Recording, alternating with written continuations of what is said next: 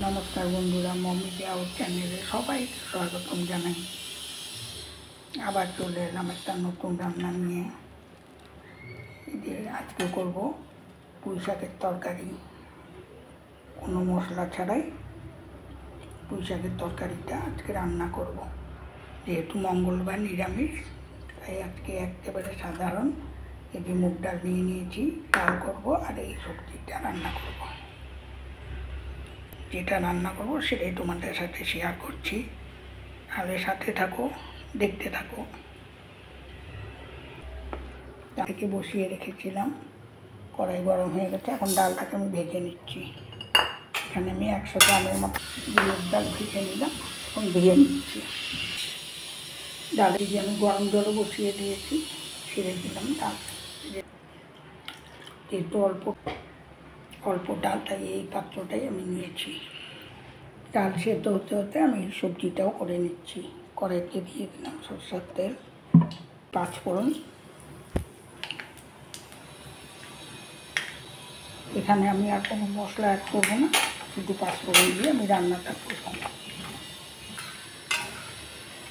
এখন দিয়ে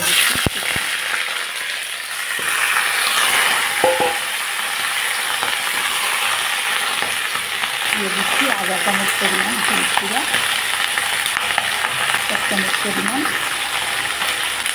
লবণ, তাতে মিশাবে লবণটা দিয়ে দিলাম। 5 মিনিটের জন্য ঢেকে দিলাম। 5 মিনিট পর ঢাকনা খুলে নিলাম। চাড়া করে আবার 2 মিনিট ঢেকে দিচ্ছি। এদিকে আমি ডালটাও সিদ্ধ করে নিচ্ছি। মিষ্টি কুমড়ার ডোকা দিয়ে দেবো ডালের মধ্যে। ডালটাকে আধা সিদ্ধ করে নিলাম, মিষ্টি কুমড়ার ডোকা আর পাতা দিয়ে দিলাম ডালের মধ্যে। ছেলে একা খাবে, তাই অল্প করেই ডাল রান্না করলাম। মঙ্গলবার আমরা হনুমান পূজা করি, তাই আমরা পূজা দিয়েই চা বিস্কুট খেয়ে নিই। আর সন্ধ্যার সময় পরোটা তরকারি যেটাই হয় সেটাই আমরা খেয়ে নিই। ঢাকনা খুলে দিলাম। এই যে কুমড়াও গলে গেছে, আলু একটু হয়ে গেছে। রান্না করে নিলাম পুঁই শাকের তরকারি, আলু, বেগুন, টমেটো, মিষ্টি কুমড়া দিয়ে। দেখতে মনে হচ্ছে খেতে ভালোই লাগবে, সাধারণ হলেই হবে। এখন আমি নামিয়ে নিচ্ছি। এই যে নামিয়ে নিলাম, রান্না করে নিলাম।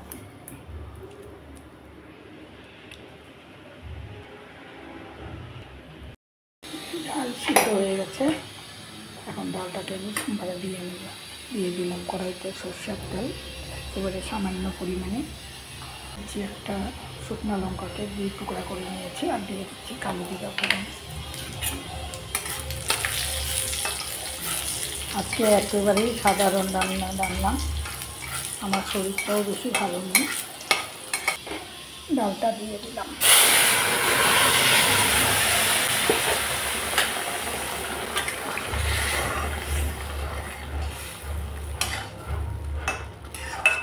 আমার মুগ ডালও হয়ে গেল ডোকা পাতা দিয়ে, মিষ্টি কুমড়া। এখন নামিয়ে নিচ্ছি।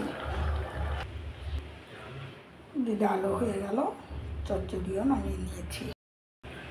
একেবারে সাধারণ রান্না, বলার কিছু নেই। তো যদি ভালো লেগে থাকে, দুটো রান্নায় যদি ভালো লেগে থাকে, একটা লাইক করে শেয়ার করে দিও, আর কমেন্ট করে জানিও।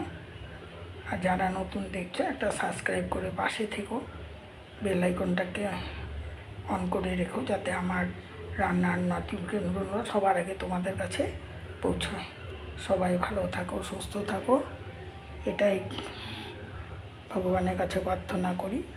তাহলে আজ এই পর্যন্তই, আবার নতুন ভিডিও নিয়ে তোমাদের সামনে আসবো।